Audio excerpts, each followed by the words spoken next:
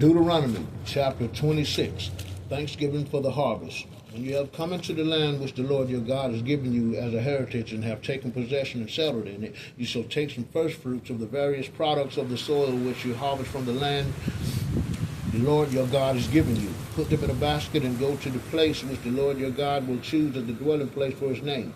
There you shall go to the priest in office at that time and say to him, Today I acknowledge the Lord my God, that I have indeed come into the land which the Lord swore to our ancestors to give us.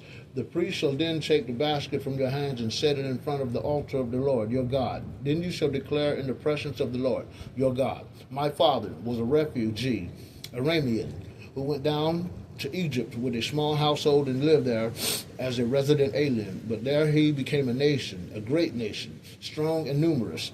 When the Egyptians maltreated and oppressed us, imposing harsh servitude upon us, we cried to the Lord, the God of our ancestors, and the Lord heard our cry and saw our affliction, our toil, and our oppression.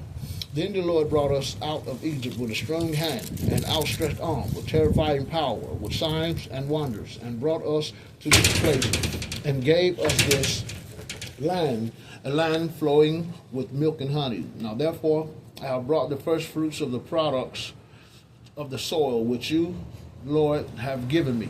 You shall set them before the Lord your God, and you shall bow down before the Lord your God. Then you and your household, together with the Levite and the resident aliens who live among you, shall celebrate with all these good things which the Lord your God has given you. Declaration concerning tithes. When you have finished setting aside all the tithes of your produce in the third year, the year of the tithes, and have given them to the Levite, the resident alien, the orphan, and the widow, that they may eat and be satisfied in your communities, you shall declare before the Lord your God, I have purged my house of the sacred portion, and I have given it to the Levite, the resident alien, the orphan, and the widow, just as you have commanded me. I have not transgressed any of your commandments, nor forgotten any. I have not eaten any of the tithe while in mourning. I have not brought any of it while unclean. I have not offered any of it to the dead. I have thus obeyed the voice of the Lord, my God, and done just as you have commanded me. Look down then from heaven, your holy abode, and bless your people Israel, and the fields you have given us, as you promised on oath to our ancestors, the land flowing with milk and honey. The covenant.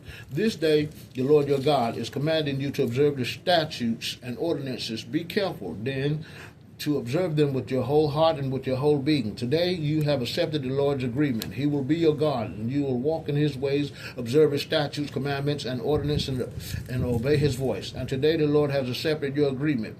You will be a people specially his own, as he promised you. You will keep his commandments, and he will set you high in praise and renown and glory above all nations he has made. And you will be a people holy to the Lord, your God, as he promised.